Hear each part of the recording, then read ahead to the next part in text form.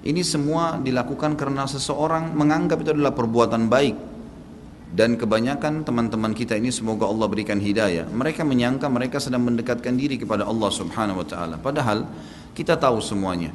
Kalau Allah Subhanahu wa taala telah mengutus nabinya Muhammad sallallahu alaihi wasallam untuk mengajarkan ajaran yang dia inginkan, dan sebelum Nabi Muhammad SAW menutup hidupnya, ditutup dengan nafas yang terakhir, itu beliau sudah menyampaikan semuanya, dan ini disepakati oleh para ulama. Tidak ada satupun di antara sahabat setelah meninggalnya Nabi Muhammad SAW kemudian menambah-nambah ajaran beliau SAW. Banyak orang yang tidak faham. Mereka mengatakan buktinya ada sahabat yang melakukan perbuatan-perbuatan yang Nabi tidak contohkan, padahal yang dimaksud adalah pada saat Nabi Muhammad SAW masih hidup. Ini tidak termasuk dalam larangan karena wahyu sedang turun, agama dalam proses penyempurnaan. Tapi setelah sempurna agama itu tidak perlu sebenarnya orang melakukannya. Kenapa sebabnya? Ya, syaitan menghiasi bagi orang, teman-teman sekalian. Kata ulama, dosa ada dua macam. Ada dosa syahwat dan ada dosa syubhat. Dosa syahwat adalah dosa yang diikuti dengan hawa nafsu, seperti orang mencuri, membunuh, berzina. Itu semua adalah hawa nafsu. Dan ada dosa syubhat. Ini yang banyak orang terjerumus dan dia tidak tahu kalau dia sedang terjerumus. Dia anggap itu ibadah padahal sebenarnya bukan. Ya. Termasuk dalam pelanggaran adalah melakukan apa yang baginda Nabi Muhammad SAW tidak ajarkan. Saya kasih contoh begini teman-teman. Kalau anda berkata maulid ini memperingati hari lahirnya atau hari matinya seseorang adalah hal yang boleh-boleh saja karena itu baik teman-teman. Seperti anda sedang kerja di satu perusahaan. Kita kerja di satu perusahaan. Perusahaan punya peraturan-peraturan. Kita masuk misalnya building itu ada 10 tingkat, rapi, bersih. Kita sebagai pegawai ingin berbuat perbuatan yang kita lihat baik, tapi perusahaan tidak suruh. Seperti misalnya kita membeli kembang, kita taruh kembang di pintu utama masuk kantor. Pemilik perusahaan tidak mau itu. Kalau dia mau dia sudah taruh kembang. Niat kita baik. Atau kita merombak settingan yang ada di kantor yang sudah ditaruh, meja, komputer, atau lampunya kita ganti warnanya, atau kita ubah settingannya. Saya yakin pemilik perusahaan tidak akan setuju walaupun itu niatnya baik. Itu rasional sekali. Bagaimana dengan orang yang sudah Allah sempurnakan agamanya lalu dia buat-buat dengan alasan itu baik. Walaupun bunga tadi wangi, walaupun settingan itu bagus, yang punya nggak mau, gitu kan? Kalau dia mau dia sudah suruh, dia bisa suruh. Allah Subhanahu wa taala Maha sempurna dan Allah sudah turunkan dalam surah Al-Maidah ayat 3, A'udzubillahi minasyaitonirrajim, al-yauma akmaltu lakum dinakum. Hari ini aku sudah sempurnakan agama kalian. Enggak butuh lagi tambahan. Kata Ibnu Katsir, kata para ulama tafsir, menandakan orang Islam tidak butuh lagi ajaran apapun.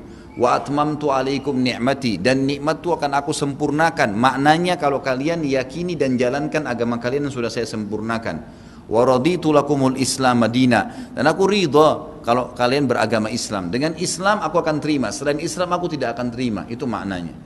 Jadi tidak perlu tambah-tambahan teman-teman sekalian. Kalau Nabi Muhammad SAW tidak pernah lakukan maulid, kenapa anda lakukan? Apa maunya gitu loh.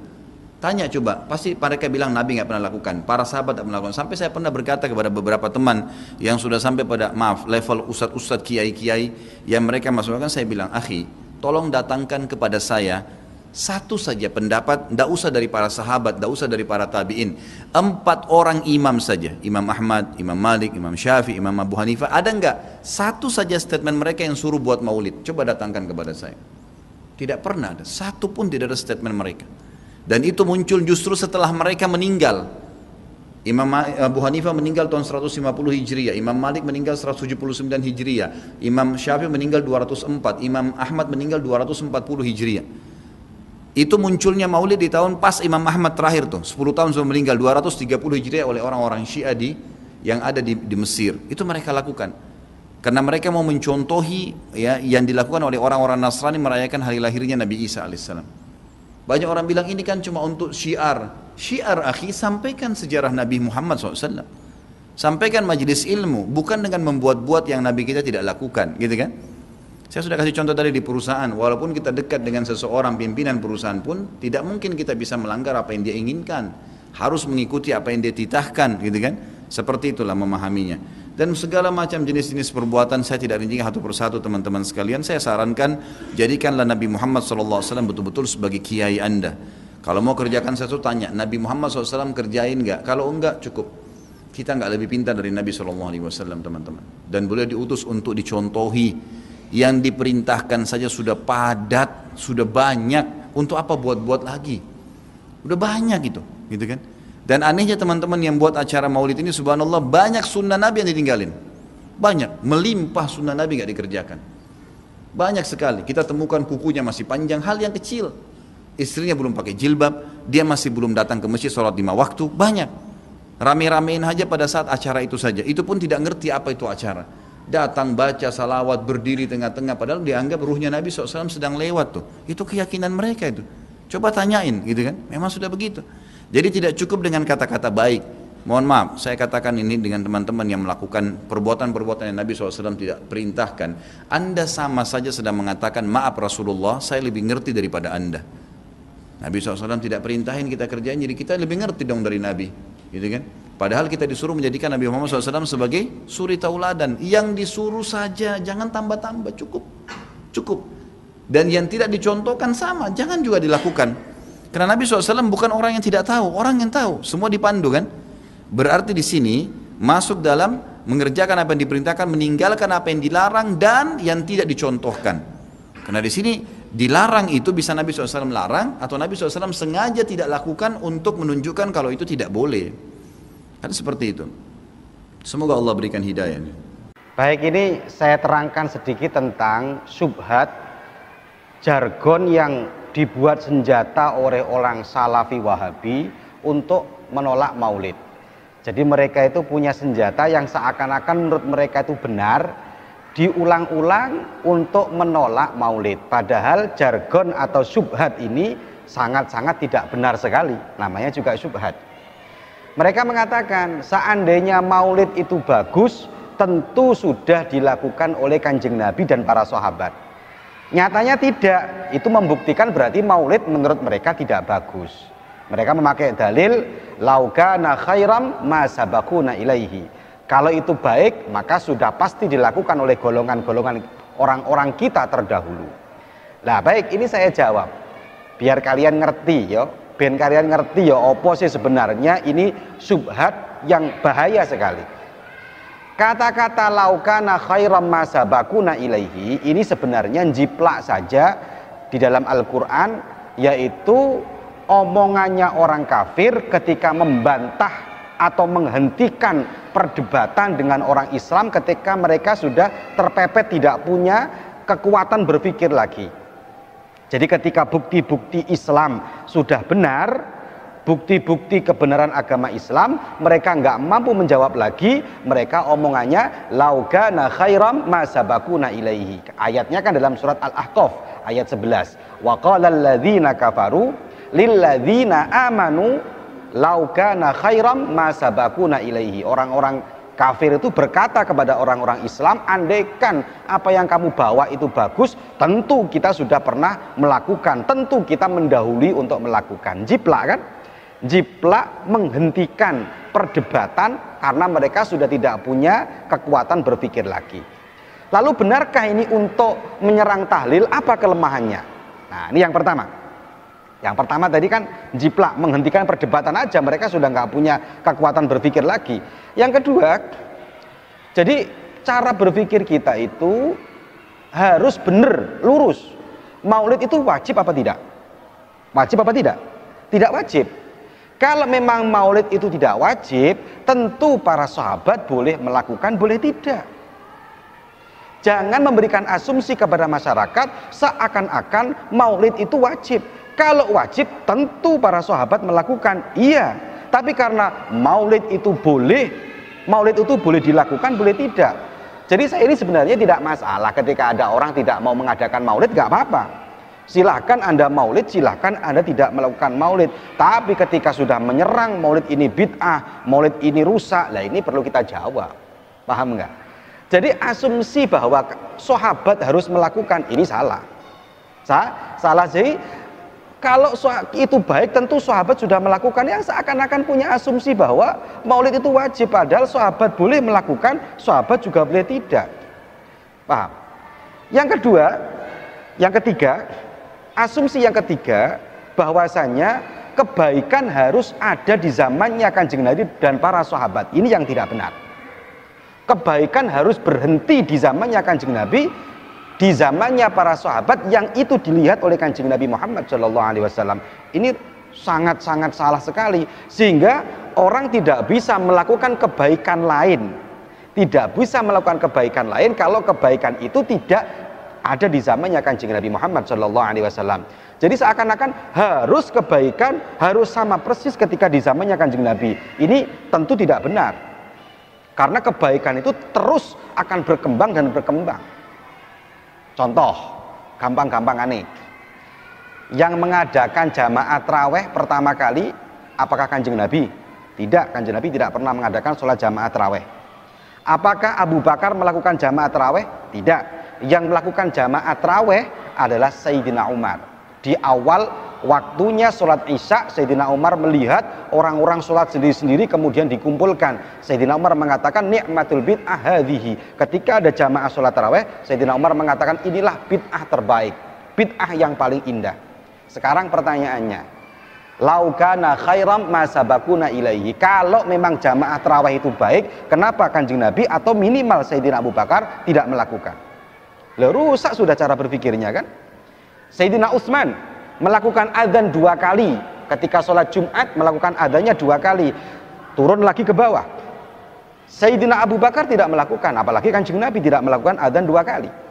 Sayyidina Umar tidak melakukan, Sayyidina Utsman melakukan adzan 2 kali. Andaikan adzan 2 kali itu baik dan kebaikan itu berhenti di zamannya ketika Kanjeng Nabi masih ada, tentu Sayyidina Utsman tidak akan menambah adzan 2 kali. Adzan itu ibadah. Jangan ngomong lagi, oh ini kan urusan ibadah. Kalau tidak urusan ibadah silakan berkembang. Loh, adzan itu ibadah. Kalau ya adzan dengan maulid otomatis tinggian adzan kan derajatnya, khilafiyahnya otomatis tinggian adzan. Lebih dari itu, saya turunkan lagi ke bawah lagi. Sayyidina Utsman itu membukukan Al-Quran pertama kali. Sayyidina Utsman, Sayyidina Abu Bakar tidak mau, takut. Sayyidina Umar juga tidak mau. Sayyidina Utsman melihat kondisi situasi waktu itu perlu adanya pembukuan Al-Quran. Pertanyaannya, kalau membukukan Al-Quran itu baik, kenapa Abu Bakar tidak mau membukukan Al-Quran? Ya karena memang kebaikan tidak harus ada di waktu itu. Kebaikan terus akan berkembang. Belum lagi ketika Al-Quran ditulis pertama kali, Al-Quran itu hanya tulisan biasa, tanpa titik, tanpa harokat. Tanpa titik, tanpa harokat. Kemudian tahun 65 Hijriah ada orang hebat namanya Abu Aswad Ad-Du'ali membuat titik. Pertanyaannya lagi, sudah di bawah ini loh ya. Kalau memang titik itu bagus, kenapa waktu Sayyidina Utsman bin Affan membuat Al-Quran, membukukan Al-Quran pertama kali, sehingga Quran itu kan namanya Rosem Utsmani, karena memang yang membukukan adalah Sayyidina Utsman. Kenapa nggak dibuat titik pertama kali di zamannya Sayyidina Utsman? Kalau ada orang menjawab, oh belum kepikiran membuat titik, kenapa Anda juga tidak mempunyai pemahaman yang sama ketika maulid juga dilakukan? Mungkin sahabat belum punya pemikiran. Apa mungkin? Loh, kok tidak mungkin sih? Segala sesuatu itu mungkin. Oh belum kepikiran buat titik, loh kok aneh gitu loh. Ketika saya bicara tentang hal yang lain, tapi ketika dalam masalah maulid mereka kencengnya luar biasa ingin menyerang masalah maulid ini. Ada titik tok, ini tulisan Arab ada titik tok, nggak ada harokatnya, bingung orang masih baca. Kemudian kurang lebih tahun 164 ada ulama hebat namanya Imam Khalil bin Ahmad Al-Farahidi membuat harokat, mencetuskan harokat. Harokat baik. Laukana khairam ma sabakuna ilaihi, kalau baik kenapa nggak dilakukan? Lah ruwet lagi.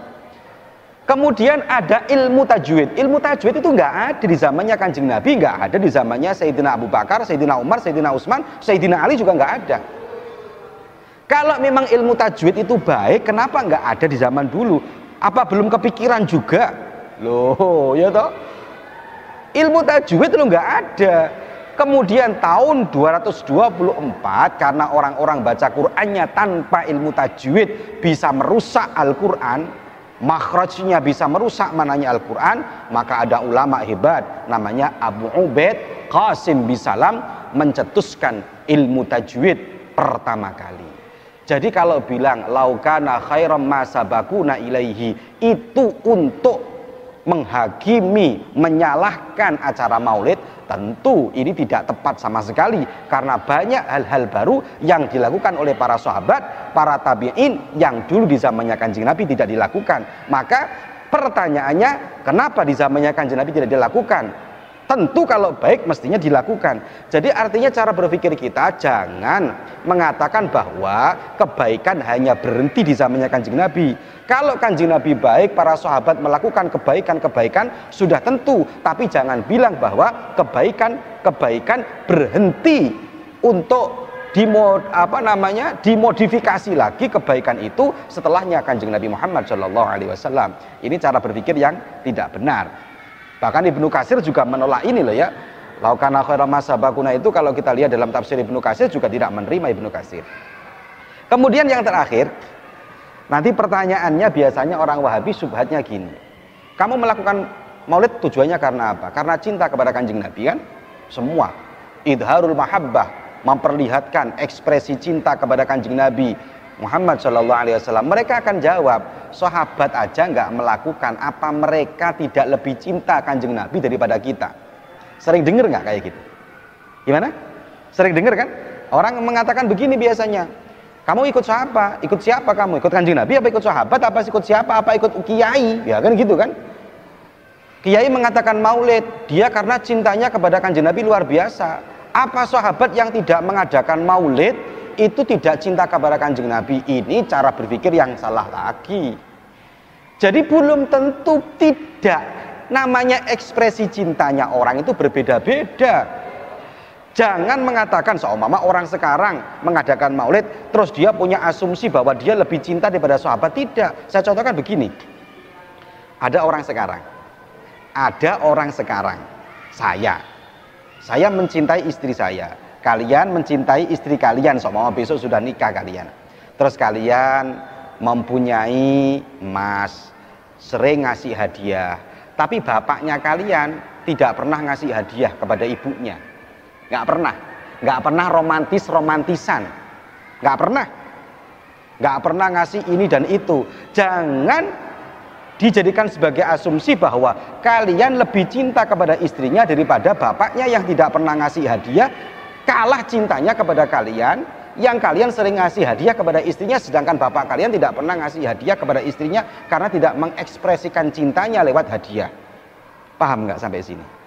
Para sahabat mengekspresi cintanya ikut Kanjeng Nabi perang, berani berkorban kepada Kanjeng Nabi, ekspresi cintanya para sahabat.